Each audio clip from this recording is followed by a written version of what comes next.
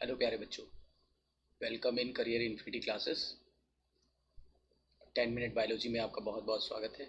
आइए आज हम लोग पढ़ते हैं मॉलिक्यूलर बेसिस ऑफ इनहेरिटेंस का पार्ट 2। मेसल्सन एंड स्टॉल एक्सपेरिमेंट ये कहता है कि जो डीएनए रेप्लिकेशन होता है वो सेमी कंजर्वेटिव होता है। 1958 में इन्होंने दिया था और ई कोली पर एक्सपेरिमेंट किया था और ये प्रूफ कर दिया कि DNA replication is semi conservative. Semi conservative का मतलब होता है हाफ जो है ओल्ड स्ट्रैंड रहेगा और हाफ न्यू बनेगा, यानी हाफ पेरेंटल और हाफ डॉटर बनता है। इसका मतलब सेमी कंजर्वेटिव होता है। इन्होंने ई कोली को सबसे पहले ग्रो कराया NH4Cl, जो कि जिसमें नाइट्रोजन हैवी वाला लिया था। देखो बेटा, रेडियो एक्टिव नहीं लिया था, हैवी वाला लिया था, हैवी और लाइट। N15 इनकारपोरेट हो गया नए वाले डीएनए के साथ। ठीक है, फिर उन्होंने ये जो हैवी वाला डीएनए था यानी N15 वाला, इसको इसलिए लिया था ताकि इसको जो नॉर्मल डीएनए यानी N14 वाला है उससे आसानी से सेंट्रीफ्यूगेशन द्वारा हम अलग कर सके, ताकि पता चल जाए कितने स्ट्रैंड हैवी बने हैं कितने लाइट बने हुए हैं। तभी तो पता चलेगा। मान लो पेरेंटल वाला हैवी ले लिया और ये वाला लाइट ले लिया तो पता चल जाएगा। इन्होंने सीजियम क्लोराइड नाम के जेल का इस्तेमाल किया और ये बेस्ड था डेंसिटी ग्रेडियंट पर। किसकी डेंसिटी ज़्यादा थी? N15 की। किसकी कम थी? N14 की। अब इन्होंने इसको देखिए लाइट वाले मीडियम में ग्रो कराया है, यानी नॉर्मल वाले मीडियम में ग्रो कराया है। NH4Cl जो है यहाँ 14 वाला लिया गया, लाइट वाला। ये हैवी था और ये लाइट वाला लिया। ठीक है, जब 20 मिनट हो गया तो इन्होंने क्या पाया कि जो डीएनए रेप्लिकेशन हो जाता है तो यहाँ पे सारे के सारे हाइब्रिड मिले, यानी कि एक 15 वाला मिला, 14 और 15 और 14। अब ये देखिए, एक डीएनए ये मिला, एक डीएनए ये मिला, एक से दो डीएनए हो गए 20 मिनट के बाद। इसको बोलते हैं फर्स्ट जनरेशन। 40 मिनट के बाद दो से कितने मिलेंगे? चार। तो दो से चार मिलेंगे तो बेटा इसको ज़रा सेपरेट कर लो। ये 15 वाला, ये 14 वाला अलग हुआ। इसी तरह इसको भी सेपरेट कर लो। ये 15 वाला, ये 14 वाला अलग हुआ। और मीडियम कौन सा है? 14 वाला। तो सबके सामने 14 वाला ही बनेगा। ये देखिए, सबके सामने 14 वाला ही नया स्ट्रैंड बनेगा। ठीक है, ये देखिए मैं लिख देता हूँ 14 14 14 और 14। अब आप देखो कितने हाइब्रिड बने? 1 2 हाइब्रिड बना और 2 कैसा बना? 2 लाइट बने। तो ये देखिए 50% नॉर्मल बने और 50% हाइब्रिड बने। इस प्रकार हर जनरेशन का हम लोग निकाल सकते हैं। इससे प्रूफ होता है कि डीएनए जो वो होता है रेप्लिकेशन, वो सेमी कंजर्वेटिव होता है। डीएनए रेप्लिकेशन के बारे में कुछ बातें बताई कि डीएनए रेप्लिकेशन कहीं से भी स्टार्ट नहीं हो सकता, वो एक पर्टिकुलर पॉइंट से होगा, उसे बोलते हैं ऑरिजिन ऑफ रेप्लिकेशन। ठीक है, this unwinding is catalyse by the many enzyme. Unbinding के लिए बहुत सारा एंजाइम काम आता है, जैसे एनबाइंडेज, टोपो आइसोमरेज। और अब वाई शेप का फॉर्क बन जाता है, रेप्लिकेशन फॉर्क, जो कि एनसीईआरटी में दिया हुआ है। आपने देखा होगा इस तरीके का फिगर बना हुआ है, ये रेप्लिकेशन फॉर्क होता है। ठीक है, अब देखिए डीएनए पॉलीमरेज अटैच हो जाता है रेप्लिकेशन फॉर्क से और ऐड कर देता है न्यूक्लियोटाइड्स को, जो कि कॉम्प्लीमेंट्री होते हैं पेरेंटल डीएनए के। पेरेंटल डीएनए यानी टेम्पलेट डीएनए के कॉम्प्लीमेंट्री होते हैं। और इसका जो पॉलीमराइजेशन की दिशा होती है बेटा, हमेशा 5' से 3' होती है, कभी भी 3' से 5' नहीं करिएगा। डीएनए पॉलीमरेज ये कभी भी रिएक्शन को स्टार्ट नहीं कर पाता। ठीक है, इसीलिए स्टार्ट करने के लिए एक छोटा सा आरएनए का फ्रेगमेंट चाहिए, जिसे आरएनए प्राइमर कहते हैं। और ये जहाँ पे जुड़ेगा बस वहीं से रिएक्शन स्टार्ट हो जाएगी। R DNA polymerase add the nucleotide at one end of the template called the leading strand. मतलब जिस स्ट्रैंड पर वो काम करेगा, जैसे ये 3' 5' है। ठीक है, तो ये वाला लीडिंग स्ट्रैंड बनाएगा और ये अगर 5' 3' है तो ये लैगिंग स्ट्रैंड बनाएगा। लीडिंग और लैगिंग स्ट्रैंड। तो देखो जो 3' 5' वाला था वो लीडिंग कहला रहा है, and this strand of nucleotide add continuously, therefore called continuous replication. इस पर कंटिन्यूस होता है रेप्लिकेशन। जबकि जो दूसरा स्टैंड था, ठीक है, जो कि दूसरा स्टैंड बचा ये वाला जो स्टैंड बचा है 5' 3' वाला, उसमें क्या होगा? फ्रेगमेंट्स में बनेगा और इन फ्रेगमेंट्स को ओकाजाकी ने खोजा था, इसीलिए नाम पड़ गया ओकाजाकी फ्रेगमेंट, जिनको बाद में डीएनए लाइगेज की हेल्प से जोड़ना पड़ेगा। और इस स्टैंड को हम बोलेंगे लैगिंग, क्योंकि ये पहले बना और ये बाद में बना। Accuracy of polymerization is maintain by the proof reading. Proof reading करने के लिए डीएनए पॉलीमरेज 1 पाया जाता है जो प्रूफ रीडिंग कर देता है। अगर कोई भी मिस्टेक है तो उसको रिमूव करके नया वो डीएनए का न्यूक्लियोटाइड जोड़ दिया जाएगा। ये देखिए रेप्लिकेशन फॉर्क है, उल्टे वाई के आकार का होता है। ये पेरेंटल डीएनए या टेम्पलेट डीएनए होते हैं, दो टेम्पलेट डीएनए होते हैं। ये देखिए लीडिंग स्ट्रैंड है, ये लैगिंग स्ट्रैंड है। ये देखिए 3' 5' वाले को लीडिंग बोल रहे हैं और 5' 3' वाले को लैगिंग बोल रहे हैं। ये देखिए कंटिन्यूस बन रहा है, ये डिसकंटिन्यूस बन रहा है। इनको बाद में लाइगेज की हेल्प से जोड़ दिया जाएगा। ठीक है, ट्रांसक्रिप्शन इन प्रोकैरियोट। ट्रांसक्रिप्शन का मतलब होता है डीएनए से आरएनए का बनना, डीएनए से आरएनए का बनना। देखिए प्रोकैरियोट में ट्रांसक्रिप्शन 3 स्टेप में होता है, initiation, elongation and termination. Initiation में क्या होता है? सिग्मा फैक्टर बंध जाता है, आरएनए पॉलीमरेज और सिग्मा फैक्टर बंध जाता है, और जिस साइड पे बनता है उसको बोलते हैं प्रमोटर। इलोंगेशन क्या होता है, RNA polymerase separate from the sigma factor. अब आरएनए पॉलीमरेज जो है वो सिग्मा फैक्टर से अलग हो जाएगा और वो जोड़ना चालू कर देगा। क्या जोड़ना चालू कर देगा, nucleoside triphosphate as a substrate, nucleoside triphosphate को जोड़ना चालू कर देगा पेरेंट डीएनए के साथ। और RNA is form during the process following the rule of complementary rule हमेशा ही फॉलो होगा, ठीक है। And remains bound to the enzyme RNA polymerase, और आरएनए पॉलीमरेज से ये बंधा रहेगा। टर्मिनेशन में क्या हो जाता है, जैसे ही टर्मिनेटर साइड पे आरएनए पॉलीमरेज पहुंचता है तुरंत वहाँ पे रो फैक्टर निकलता है, उसको टर्मिनेशन फैक्टर भी बोलते हैं। अब ये क्या करता है, ये नेसेंट आरएनए को, यानी जो नया न्यूली सिंथेसाइज आरएनए है उसको ये अलग कर देता है, ठीक है। ये देखिए इनिशिएटर है, सिग्मा फैक्टर और आरएनए पॉलीमरेज जुड़ गया प्रमोटर साइड पे। फिर ये देखिए इलोंगेशन होने लगा, और ये देखिए ये इससे अलग हो चुका है इलोंगेशन के समय, और ये अपना काम करता जा रहा है, ये नया आरएनए सेपरेट होता जा रहा है। अब ये देखिए टर्मिनेटर साइड पे पहुंच गया, ये टर्मिनेटर साइड होती है। अब ये देखिए जैसे ही टर्मिनेटर साइड पे पहुंचा, यहाँ रो फैक्टर आ जाएगा। रो फैक्टर जो होता है उसको टर्मिनेशन फैक्टर भी बोलते हैं। अब ये इसको अलग कर देगा, ये इसको अलग कर देगा एंजाइम को, इससे क्या होगा, कपलिंग टूट जाएगी और न्यूली सिंथेसाइज आरएनए अलग हो जाएगा, ठीक है बेटा। यू कैरियोट्स में क्या होता है, यू कैरियोट्स में आरएनए पॉलीमरेज 3 टाइप का होता है, आरएनए पॉलीमरेज 3 टाइप का होता है, यानी डिवीजन ऑफ लेबर होता है। ये वाला बनाता है आर आरएनए, ये वाला बनाता है H N R N A यानी हेट्रोजीनस आर एन ए जो कि एम आर एन ए का प्रिकर्सर है, और थर्ड वाला बनाता है T R N A, 5S R R N A और S N R N A, small nuclear R N A, ठीक है। सारे आर आर एन ए जो होता है वो फर्स्ट द्वारा बनते हैं, लेकिन देखो ये वाला जो आर आर एन ए है 5S आर आर एन ए, ये बनता है थर्ड द्वारा। इंपॉर्टेंट बात है, याद रखिएगा। जो कि प्राइमरी ट्रांसक्रिप्शन के बाद जो भी रिजल्ट आएगा उसमें एक्सॉन भी बन जाएगा और इंट्रॉन भी बन जाएगा, एक्सॉन और इंट्रॉन भी बन जाएगा। एक्सॉन फंक्शनल पार्ट होते हैं, इंट्रॉन नॉन फंक्शनल पार्ट होते हैं, इसीलिए इंट्रॉन को काट के हटाना पड़ेगा। इंट्रॉन को काट के हटाने की प्रोसेस को, जो कि नॉन कोडिंग सीक्वेंस है, उनको स्प्लाइसिंग कहते हैं। अब जो H N R N A यानी हेट्रोजीनस आर एन ए है उसमें 2 एडिशनल प्रोसेस करानी पड़ेगी, कैपिंग और टेलिंग, ताकि जब ये न्यूक्लियस से निकल करके साइटोप्लाज्म में काम करने जाएँ तो इनका 5' एंड और 3' एंड प्रोटेक्टेड रहे, ठीक है।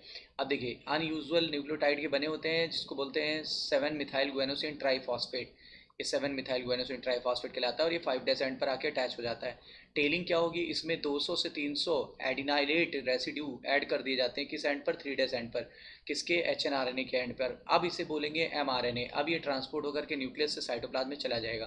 तो ये देखिए ये कैपिंग हो रही है, ठीक है, ये देखिए टेलिंग हो रही है, पॉली एडिनाइलेट की टेलिंग हो रही है, ये कैपिंग हो रही है 5' पर, और ये स्प्लाइसिंग बताया गया। स्प्लाइसिंग में एक्सॉन को आपस में जोड़ देंगे और इंट्रॉन को काट के निकाल देंगे, ठीक है। ये आपका एम आर एन ए बन गया टोटली और फुल्ली फंक्शनल है। जेनेटिक कोड क्या होता है, जेनेटिक कोड जो होते हैं ट्रिपलेट के रूप में होते हैं, यानी कि 3 नाइट्रोजन बेस के बने होते हैं, और कोड प्रेजेंट कहाँ होते हैं, एमआरएनए पे।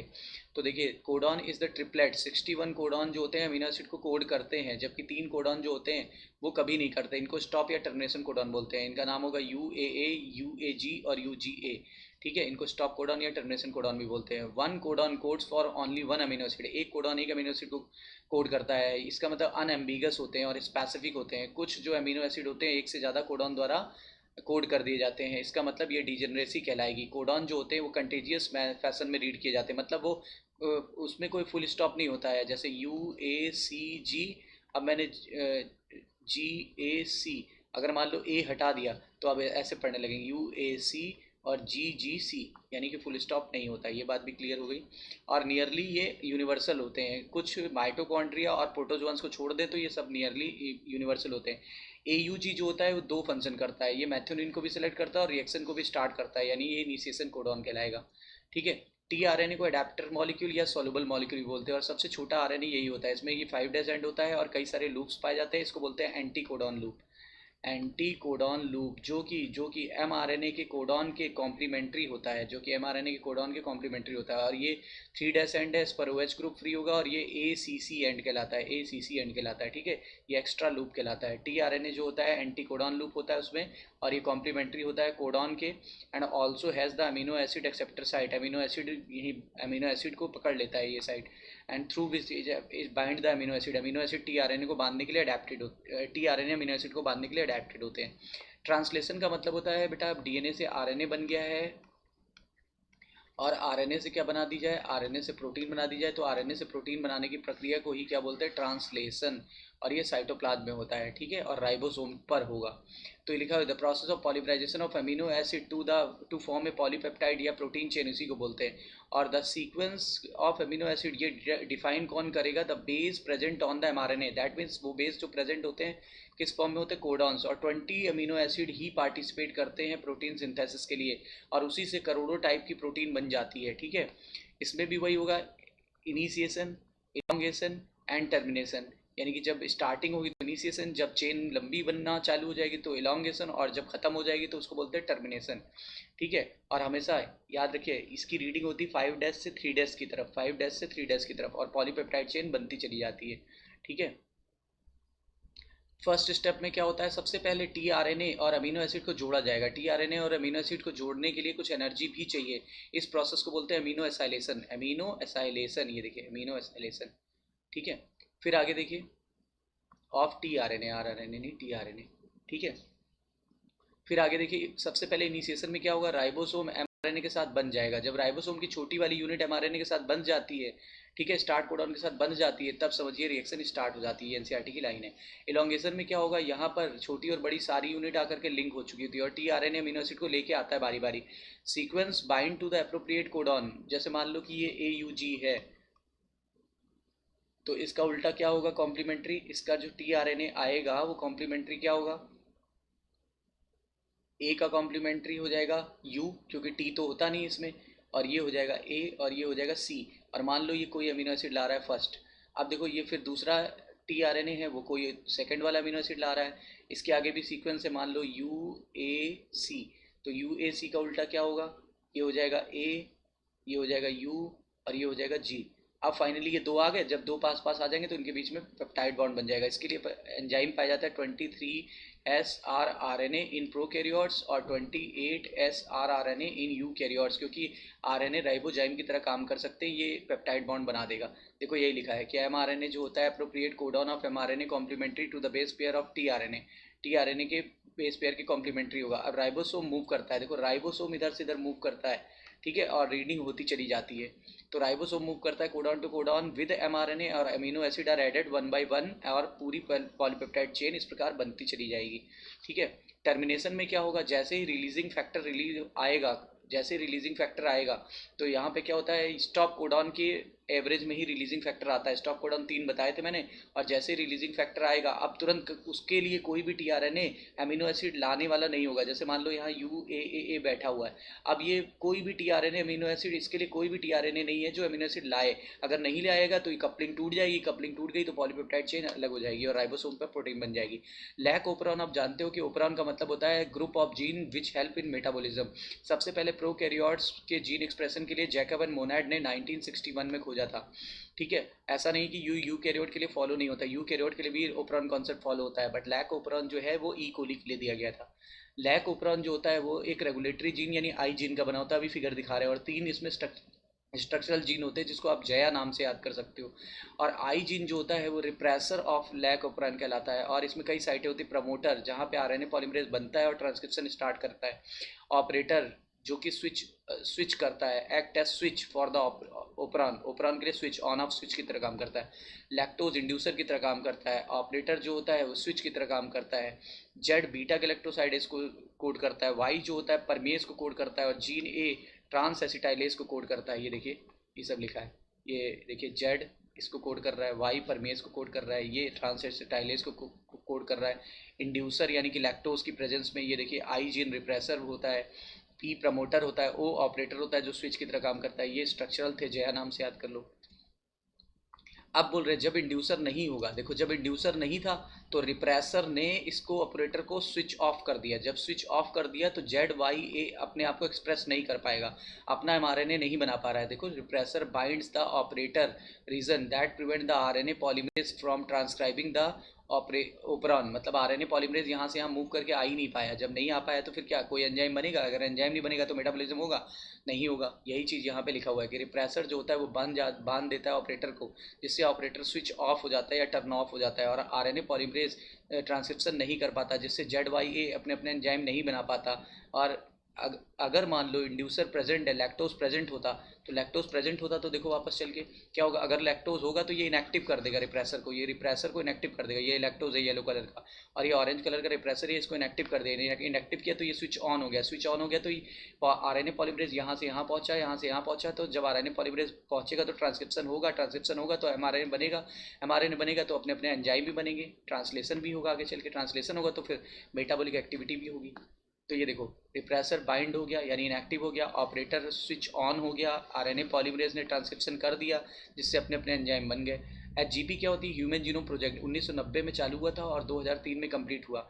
इम्पॉर्टेंट गोल क्या थे कि 20,000 से 25,000 जो जीन थे उनका पता लगाना था, उन और करीब 3 बिलियन होगा यहाँ, 3 बिलियन केमिकल बेस पेयर जो ह्यूमन डीएनए के सीक्वेंसेस थे, यानी केमिकल बेस के बारे का सीक्वेंस पता करना था, सारा डाटा बेस बना करके कंप्यूटर में स्टोर करना था और ट्रांसफ़र करना था अदर सेक्टर में ये सारी नॉलेज, ताकि इंडस्ट्रीज़ वगैरह को वैक्सीनेशन वगैरह में और भी बहुत सारे फार्मास्यूटिकल कंपनी को काम में आए, जिससे हमारे भलाई में ही वो यूज़ हो पाएगा। ईएलएसआई को सॉल्व करना, ध्यान में रखना, यानी कि एथिकल लीगल सोशल इशूज़ को ध्यान में रखना कि कोई इससे वो खड़ा ना हो जाए, बवाल कि किसी की भावनाओं को ठेस ना पहुंच जाए। इसके लिए 2 मेथोडोलॉजी का इस्तेमाल किया गया था। एक होता है ESTS, एक्सप्रेस सीक्वेंस टैग्स। इसमें सभी जीन को, चाहे वो एक्सप्रेस हो या ना हो, सभी को आइडेंटिफाई किया गया था कि वो आरएनए बना पा रहा है कि नहीं। और ये सीक्वेंस एनोटेशन में क्या हुआ था, ये एक ब्लाइंड अप्रोच थी। इसमें क्या करते थे, पूरे जीनोम को नहीं, एक्सप्रेस सीक्वेंस टैग्स में हम लोग जो एक्सप्रेस हो रहा था सिर्फ उसी को कर रहे थे, और सीक्वेंस एनोटेशन में हम लोग क्या कर रहे थे, ये ब्लाइंड अप्रोच थी, इसमें कंप्लीट को कर रहे थे, इसमें कंप्लीटली को कर रहे थे, ठीक है, इसमें कंप्लीट को। तो इसमें हम लोग क्या कर रहे थे, होल जीरो को, जैसे सोचो ये छोटे छोटे टुकड़े काट के दे दिए, आपने बोला ये वाला ये आरएनए बना रहा है और ये प्रोटीन बना रहा है, किसी और ने बोला ये वाला टुकड़ा ये वाला आरएनए बना रहा है और ये प्रोटीन बना रहा है, ये वाला टुकड़ा ये आरएनए बना रहा है ये प्रोटीन बना रहा है। ये हो गया ESTS यानी एक्सप्रेस सीक्वेंस टैग्स। और मैंने क्या किया, मैंने पूरे टुकड़े पे काम किया एक साथ, ठीक है, यानी ये 3 पीस में आपने काम किया, मैंने पूरे पे काम किया, तो ये वाला सीक्वेंस एनोटेशन होता है। अब क्या कराया, आपसे पूछा, मैंने कोडिंग पार्ट पे भी काम किया, नॉन कोडिंग पे, आपने सिर्फ कोडिंग पार्ट पे काम किया। अब हम लोग ने मैच कराया, मैच कराने के लिए मैंने पूछा ये वाला टुकड़ा ये वाला यहाँ का है टुकड़ा, क्योंकि मेरा भी सीक्वेंस वही आ रहा था, तो मैंने इसको यहाँ टैग कर दिया, फिर यहाँ टैग कर दिया, यहाँ टैग कर दिया, सबका सीक्वेंस भी पता चल गया, कौन से प्रोटीन बनाते हैं ये भी पता चल गया, ठीक है। स्टेप्स ऑफ सीक्वेंसिंग में क्या होगा, डीएनए को आइसोलेट कर लेते हैं सेल से और उसके बाद फ्रेगमेंट में कन्वर्ट कर देते हैं, अभी बताया था ना, और डीएनए को क्लोन कर लेते हैं ताकि एम्प्लीफिकेशन हो जाए। इसके लिए पीसीआर वगैरह इस्तेमाल करते हैं और वेक्टर में डाल कर के भी क्लोनिंग की जा सकती है। Commonly used host are bacteria and yeast, जो हम लोग यूज़ करेंगे इसमें बैक्टीरिया उसको बीएसी बोलेंगे, बैक्टीरिया आर्टिफिशियल क्रोमोसोम, और जो ईस्ट यूज़ करेंगे उसको ईस्ट आर्टिफिशियल क्रोमोसोम यूज़ करेंगे। डीएनए फिंगरप्रिंटिंग एक ऐसी टेक्निक है जिससे न्यूक्लियोटाइड के सीक्वेंस को, हम अपने डीएनए के न्यूक्लियोटाइड सीक्वेंस को पता लगा लेंगे, और इससे क्या होगा, हर व्यक्ति का सीक्वेंस बिल्कुल सेम होता है, अलग अलग होता है, क्योंकि देखो मेरा बार कोड अलग है और आपका बार कोड अलग है। अगर मेरा बार कोड है तो मेरा नाम बताएगा, आपका बार कोड है आपका नाम बताएगा, समझ गए ना। तो डीएनए फिंगरप्रिंटिंग क्या करते हैं, इसमें छोटे छोटे टुकड़े डीएनए के हम लोग ले लेते हैं, रिपीटेटिव डीएनए के, ठीक है, और ये हर व्यक्ति में वेरी करता है। जैसे मेरा कोड है CACGC, तो आपका कोड CACCC होगा। देखो एटलीस्ट एक बेस पेयर तो डिफरेंट होगा, और सिर्फ सीक्वेंस ही नहीं, इसका नंबर भी वेरी करेगा। आपका हो सकता है CCC हो या GCG, जो भी हो, ये नंबर में भी वेरी करेगा, सीक्वेंस में भी वेरी करेगा। इसी को बोलते हैं VNTR, variable number tandem repeat, ठीक है, बार बार रिपीट करेगा और वेरी करेगा नंबर में, और ये हर व्यक्ति को अपने पेरेंट्स से मिलता है, ठीक है, और रिपीटेटिव डीएनए में ही मिलता है, और ये जेनेटिक मार्कर के रूप में काम आता है। 1/2 of the VNTR of the child resembled to the mother and 1/2 of the father, क्योंकि हमें क्रोमोसोम मदर से भी मिले फादर से, तो आधे मम्मी से मैच करेंगे VNTR, आधे फादर से, तभी तो पता चलता है कि कौन बायोलॉजिकल फादर है और बायोलॉजिकल मदर कौन है, ठीक है। अब स्टेप या प्रोसीजर में सबसे पहले डीएनए को निकाल लो, उसके बाद उसको एम्पलीफाई कर लो पीसीआर से, ताकि अगर कोई डीएनए नष्ट भी हो जाए तो हम दूसरा डीएनए सेम ले सके। उसके बाद आरी से उसको कट कर दो छोटे छोटे पीस में। अब उसके बाद कटे हुए पीसेस को एग्रोस जेल से अलग कर लो। उसके बाद सदन ब्रॉटिंग कर लो। सदन ब्रॉटिंग के लिए हम लोग नाइट्रोसेल्युलोज सीड इस्तेमाल करते हैं, जिससे डीएनए के पीस को जेल से अलग कर लेते हैं। अब पता लग जाता है कि ये डीएनए किसका है, ठीक है बेटा। चलिए 10 मिनट बायोलॉजी में इतना हम लोगों ने कंप्लीट कर लिया। फिर मिलते हैं, all the best, take care. जिन्होंने चैनल को सब्सक्राइब नहीं किया तो लाइक, सब्सक्राइब और शेयर जरूर कर लीजिए। All the best, take care बेटा।